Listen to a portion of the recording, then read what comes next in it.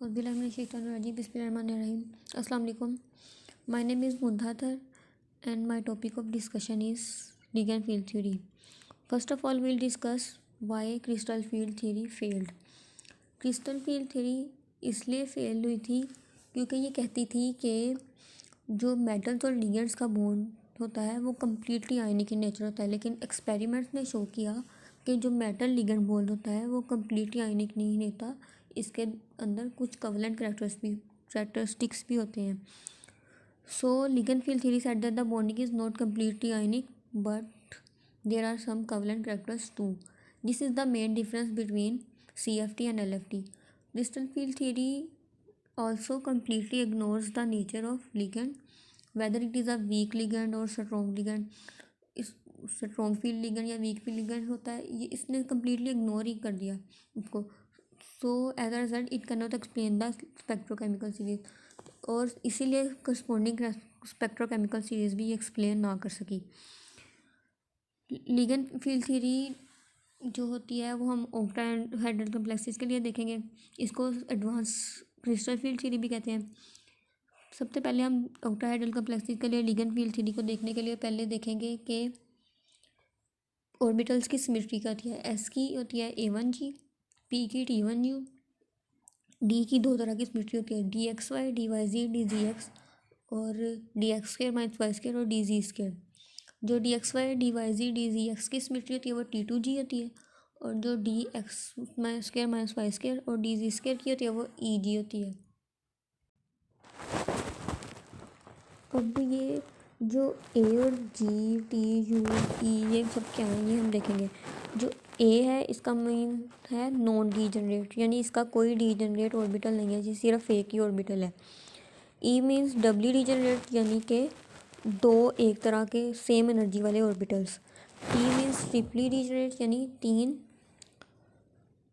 Same energy वाले orbitals. और ये G और U क्या है. G means grade and U means ungrade. अब ये ग्रेड और अनग्रेड कहते हैं. S ऑर्बिटल जैसे कि हम सबको पता है कि स्फेरिकल इन नेचर होता है ना, ये हो गया. इसका suppose it has positive wave function. अब हम इधर से इधर आ रहे हैं या इधर से इधर जा रहे हैं, इनकी वेव फंक्शन सेम है, सिमेट्री सेम है, इसको हम कहेंगे ग्रेड. लेकिन अगर हम P को देखते हैं तो ये हो गया पॉजिटिव, ये नेगेटिव. यहाँ से यहाँ को जाएंगे तो इसकी जो वेव फंक्शन है वो चेंज हो जाएगा, तो इसे हम कहते हैं अनग्रेड. अब हम देखेंगे कि ऑक्टाहेड्रल कम्प्लेक्सेस, ये है एक ऑक्टाहेड्रल कंपाउंड, ये है मेटल और ये इसके इर्द गिर्द 6 लिगेंड्स हैं. ठीक है. मॉलिक्यूलर ऑर्बिटल फॉर्म करने के लिए जो मेटल और लिगेंड की सिमेट्री है वो मैच करनी चाहिए, यानी atomic orbitals of metal symmetry must be equal to LGO symmetry. यानी अगर A1G सिमेट्री है मेटल की तो लिगेंड की भी A1G सिमेट्री होनी चाहिए. अगर T1U है तो लिगेंड की भी T1U. T2G सिग्मा बॉन्डिंग में पार्टिसिपेट नहीं करता, तो इसे हम कहेंगे नॉन बॉन्डिंग.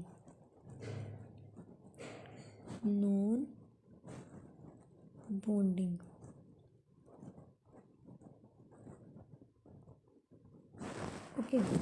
और जो अगर मेटल की EG सिमेट्री है तो लिगेंड की भी EG होनी चाहिए, यानी सिमेट्री सेम होनी चाहिए इनकी कोवलेंट बॉन्ड फॉर्म करने के लिए, मॉलिक्यूलर ऑर्बिटल फॉर्म करने के लिए. ओके. इस ये 1 इन नंबर होता है, ये 3, ये भी 3 और ये 2. टोटल कितने हुए 9. ये जब बॉन्डिंग सिग्मा बॉन्डिंग में पार्टिसिपेट ही नहीं करेगा तो बाकी कितने बचे 6 सिग्मा बॉन्डिंग में पार्टिसिपेट करते हैं. ठीक है. 6 बॉन्डिंग और 6 एंटी बॉन्डिंग.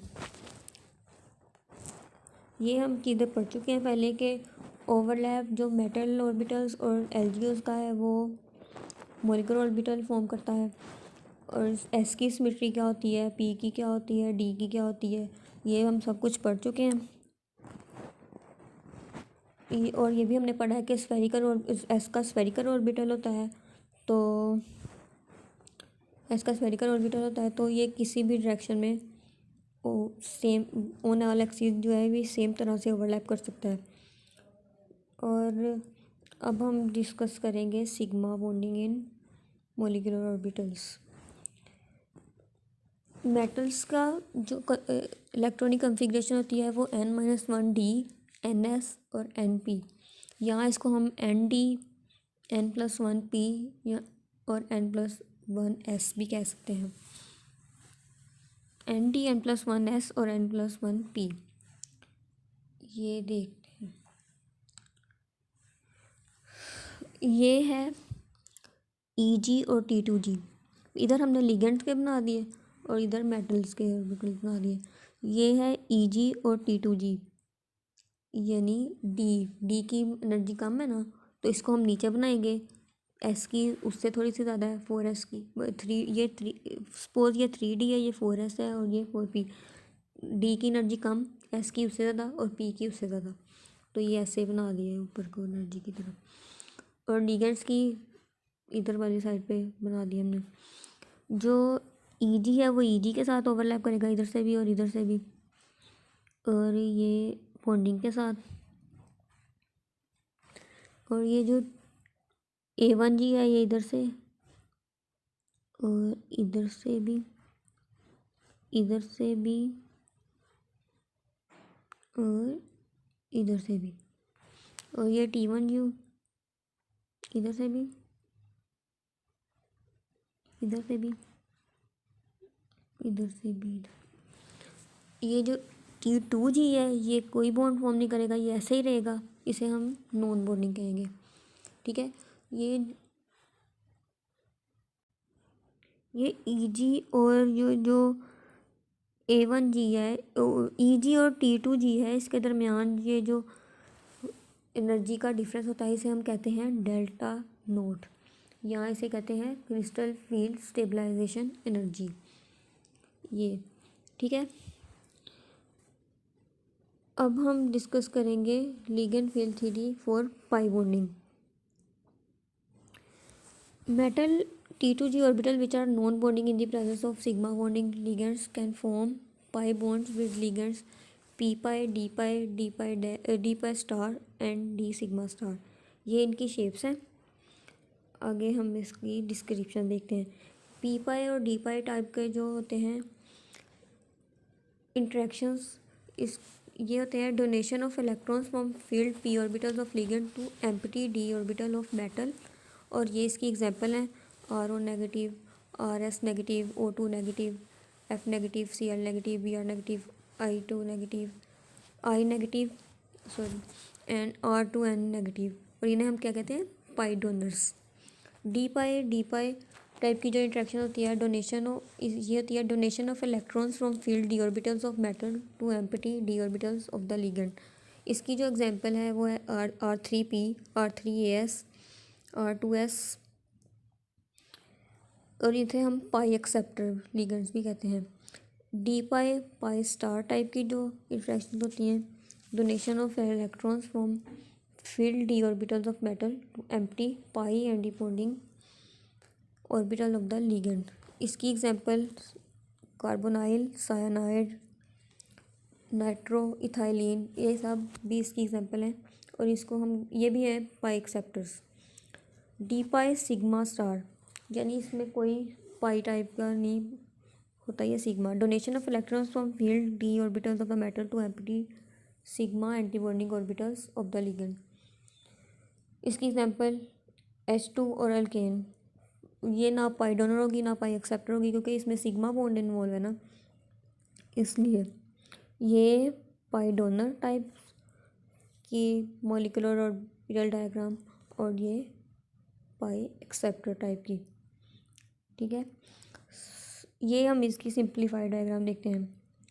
T2G इन्वॉल्व होता है ना बॉन्डिंग में, तो ये हो गया T2G और Eg। ठीक है, T2G इन्वॉल्व होता है, Eg नहीं इन्वॉल्व होता, ये ऐसे ही रहेगा। और ये T2G एंटी बॉन्डिंग लिगेंड के साथ, ये बॉन्डिंग बॉन्डिंग, ये इसका आप डेल्टा नोड यानी क्रिस्टल फील्ड स्टेबलाइजेशन एनर्जी देखें। आगे ये पाई सेप्टर टाइप के लिगेंड्स की देखें। ईजी नहीं इन्वॉल्व होता तो ये ऐसे ही रहेगा, ये T2G बॉन्डिंग,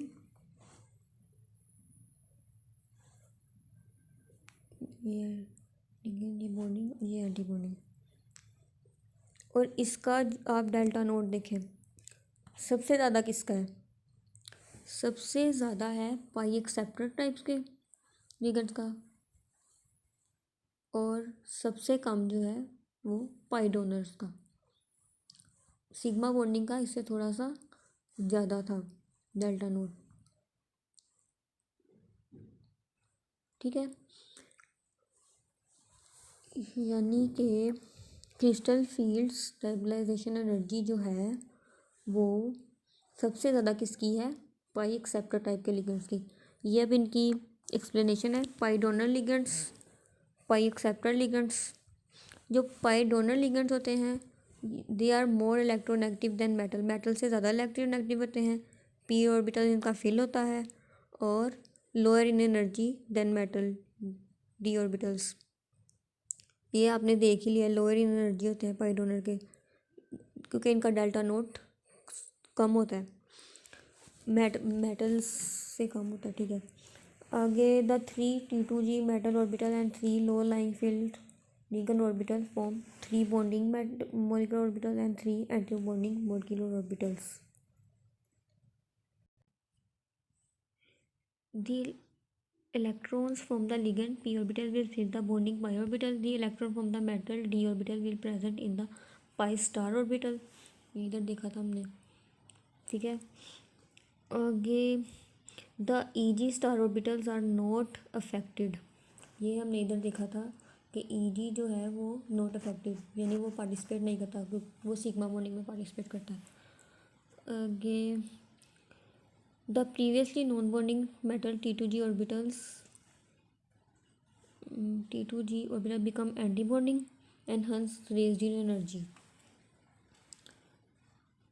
एंटी बॉन्डिंग बन जाते हैं और ये एनर्जी में रेज हो जाते हैं, मतलब एनर्जी इनकी ज़्यादा हो जाती है। As a result delta naught decrease, this is the reason for halide being weak ligands in spectrochemical series in spite of their negative charge. आगे pi acceptor ligands, these ligands are less electronegative than metal, जो pi donor थे वो more electronegative थे metal से, और has empty D orbitals, hence the orbitals are higher in energy and metal d orbit than the metal d orbitals, और metal के D orbital से इनकी एनर्जी हाई होती है।